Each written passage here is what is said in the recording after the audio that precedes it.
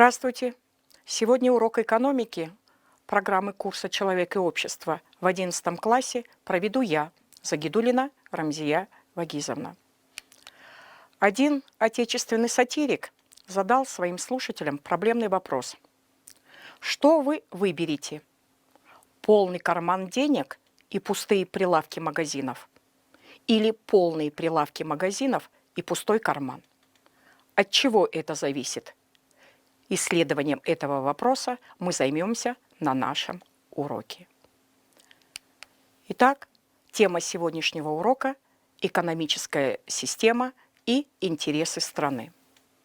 Сегодня на уроке мы познакомимся с понятием «экономическая система», с основными видами экономических систем, познакомимся с основными признаками экономической системы и их актуальность в современном мире. Узнаем преимущества и недостатки экономических систем и поговорим о экономической системе Кыргызстана и интересах страны. Эпиграфом нашего урока мы возьмем слова Джона Гилбрейта, американского экономиста. Наилучшая экономическая система – это та, которая максимально обеспечивает людей тем, чем они больше всего нуждаются. Экономическая система – это форма организации хозяйственной жизни общества, различающаяся по способу координации хозяйственной деятельности людей, фирм, государства и типу собственности на экономические ресурсы.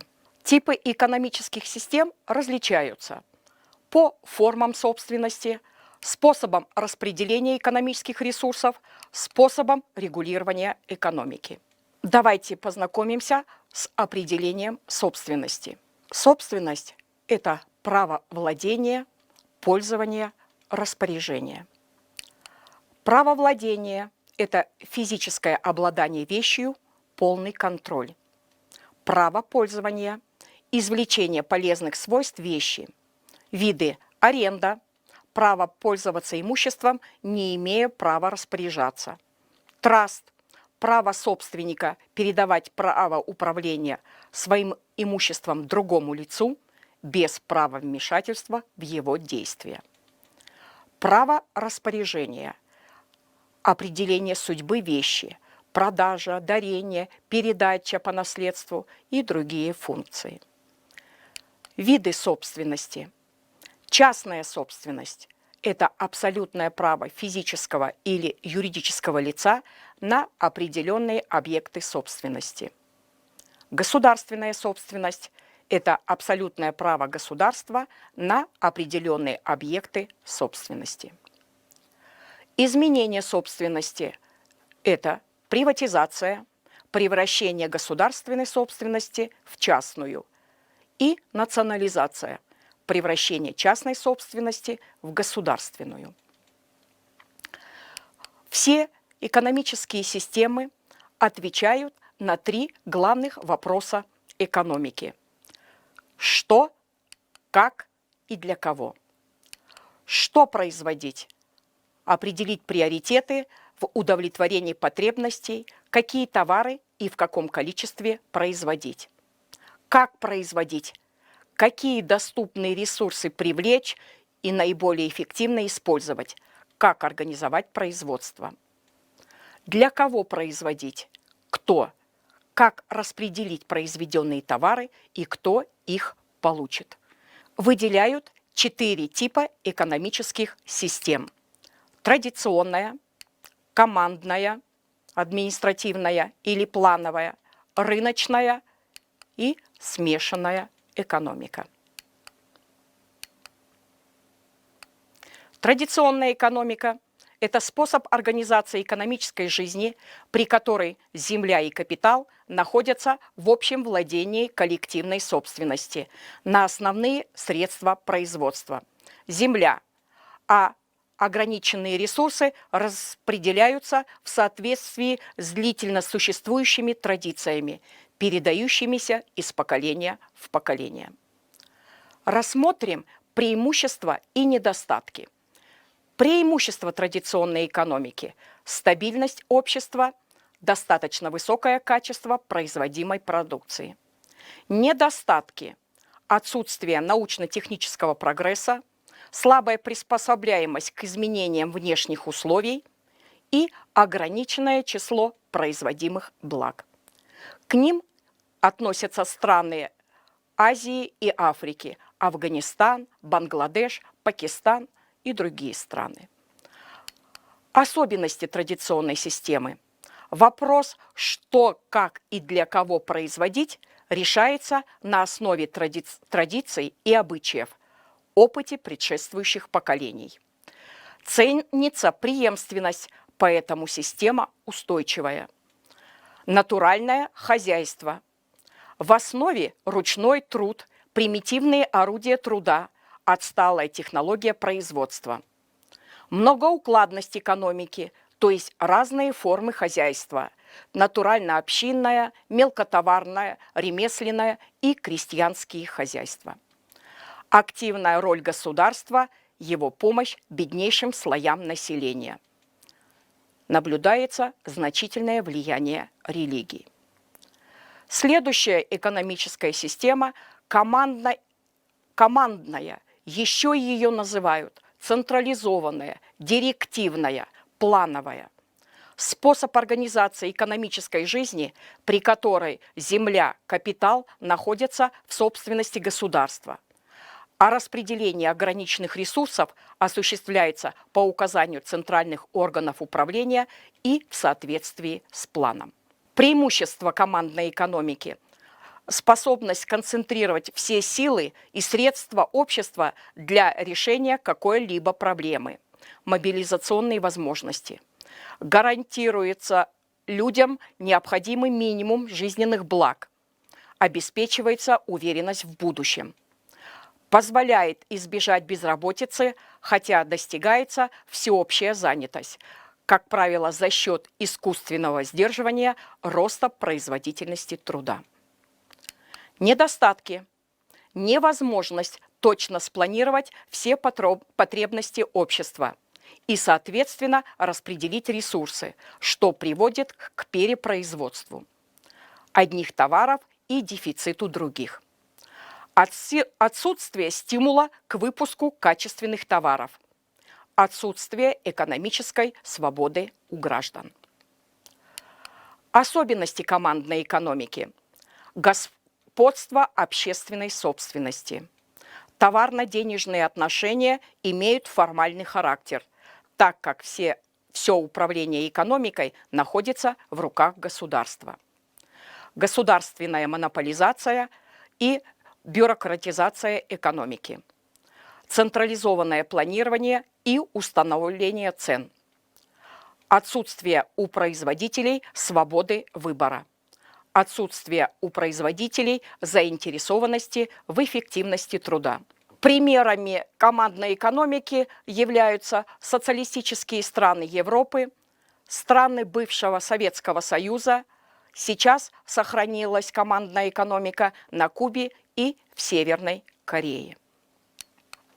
Рыночная экономическая система – способ организации экономической жизни, при которой капитал и земля находятся в собственности отдельных лиц, а ограниченные ресурсы распределяются с помощью рынков.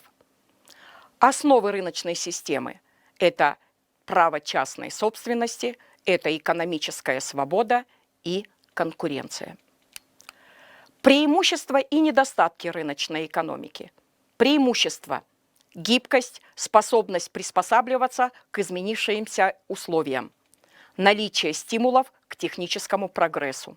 Недостатки – неспособность обеспечить равенство доходов, стабильно высокий уровень жизни, слабый интерес к фундаментальным научным исследованиям, нестабильность развития, кризисы и инфляция, неэффективность использования невосполнимых ресурсов, отсутствие полной занятости и стабильности цен. Особенности рыночной системы. Основа – частная собственность. Регулирование экономической деятельности происходит на основе действия рыночного механизма, основных его законов спроса и предложения. личная свобода и выгода всех участников деятельности, свободная конкуренция, не решает социальные проблемы, ей чужды идеалы гуманизма, ради прибыли, денег предприниматели идут на все, минимальное вмешательство государства в экономику. Смешанная экономическая система – способ организации экономической жизни, при котором земля и капитал находятся в частной собственности, а распределение ограниченных ресурсов осуществляется как и рынком, так и при значительном участии государства. Особенности смешанной экономики – наличие частного и государственного сектора экономики, сочетание рыночного и государственного механизмов регулирования, сочетание мотиваций частных предпринимателей с социально значимыми задачами в экономике, то есть непосредственное участие государства в предоставлении социальных благ. Развитая инфраструктура. Многие развитые страны в настоящее время характеризуются как общество со смешанной экономикой. Россия, Китай, Швеция, Франция, Япония, Великобритания, США. Роль государства в смешанной экономике обеспечивает правовую базу экономики, поощряет конкуренцию, перераспределяет доходы, уменьшает безработицу, сокращает инфляцию, стимулирует развитие экономики, поддержка предприятий государственного сектора экономики, инвестирование в сферы образования, здравоохранения, науки, культуры и другие секторы. Посмотрите, пожалуйста, схему, на которой мы видим с вами, что три экономические системы – командная, традиционная и рыночная – это составляют углы, а в центре находится смешанная экономика. Мы видим с вами, что Кыргызстан номер 7 относится к смешанной экономике, но ближе пока располагается к командной системе. Особенности современных рыночных отношений. Рынок стал организованным, контрактным. Фирмы-производители имеют предварительную договоренность, контракт о количестве и перечне продукции с фирмами-потребителями. Сложился мировой рынок, для которого характерны мировые цены, мировые рынки товаров, труда и капитала, международные экономические организации, торговые соглашения между странами, влияющие на состояние отдельных товарных рынков. В развитых странах существует смешанная экономика, в которой одновременно действует рыночный механизм и государственное регулирование.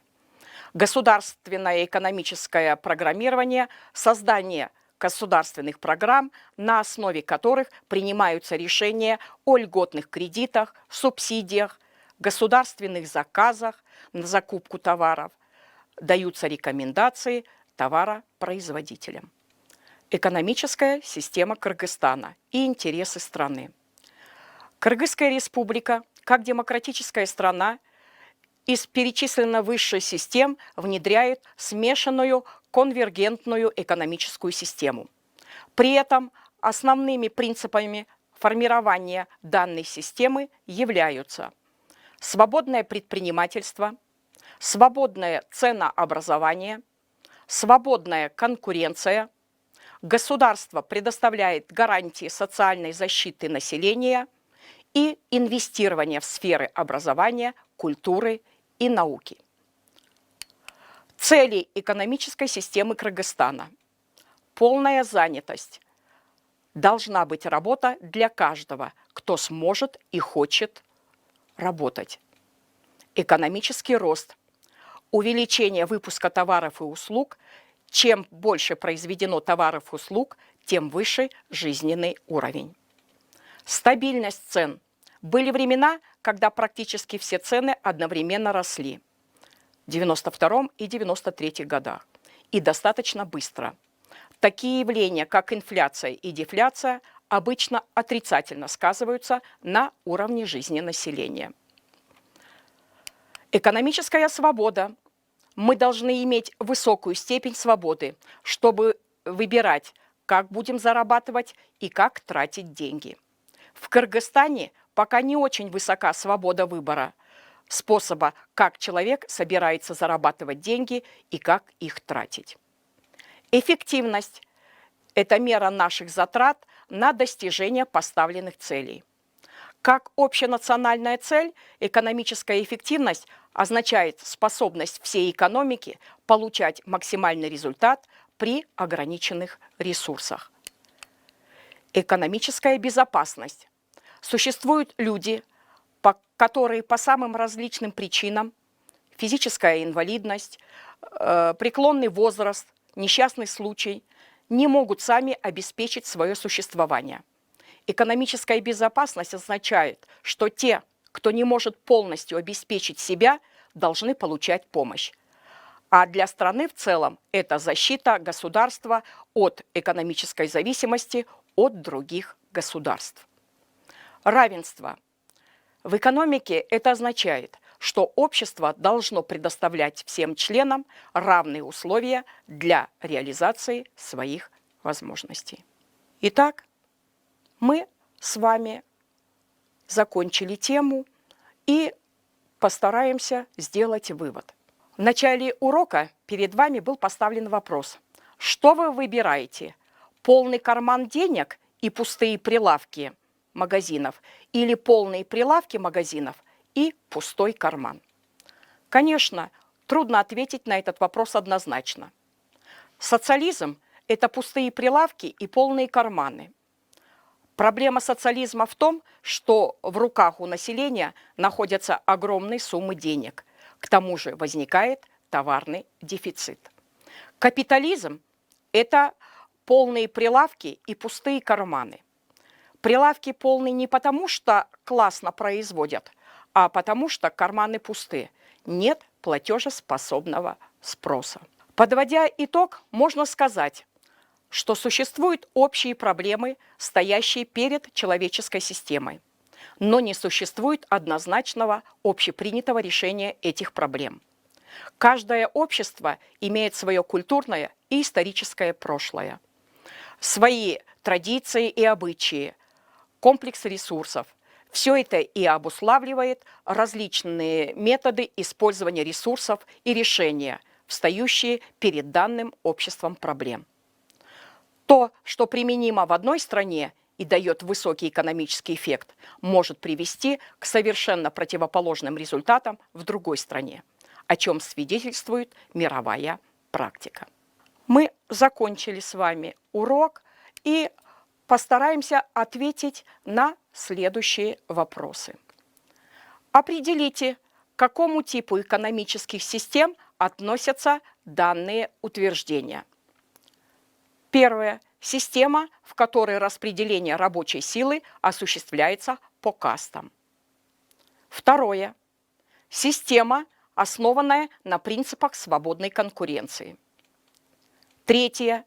Система, в которой решающую роль в решении проблем играют цены и договорные отношения. Четвертое. Система, в которой действует высокая централизованная функция руководства и директивные методы управления. Давайте ответим на эти вопросы. Система, в которой распределение рабочей силы осуществляется по кастам, то есть по традиции, называется традиционная. Система, в которой свободная конкуренция, это рыночная. Система, в которой большую роль играют договорные отношения, также рыночная система. Система, в которой действует высокая централизация руководства и директивные методы управления, это командная экономика. Продолжим. Система, в которой государство и частный сектор играют важную роль в производстве, распределении, обмене и потреблении всех ресурсов и товаров в стране.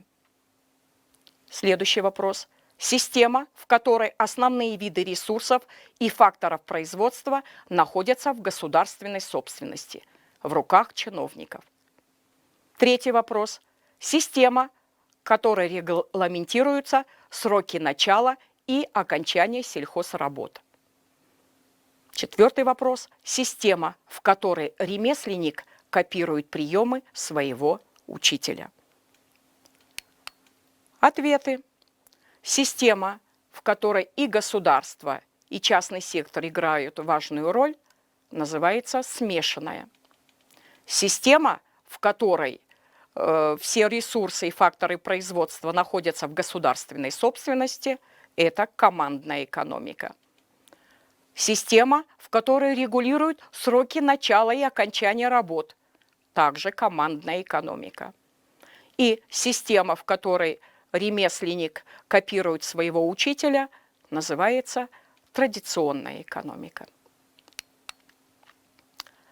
Мы живем с вами в век конкуренции и рынка и прекрасно понимаем, что главное для всех стран, а для Кыргызстана особенно, найти свое место в этом мире и развиваться все лучше и качественней. Спасибо за внимание. На этом наш урок окончен. Будьте здоровы!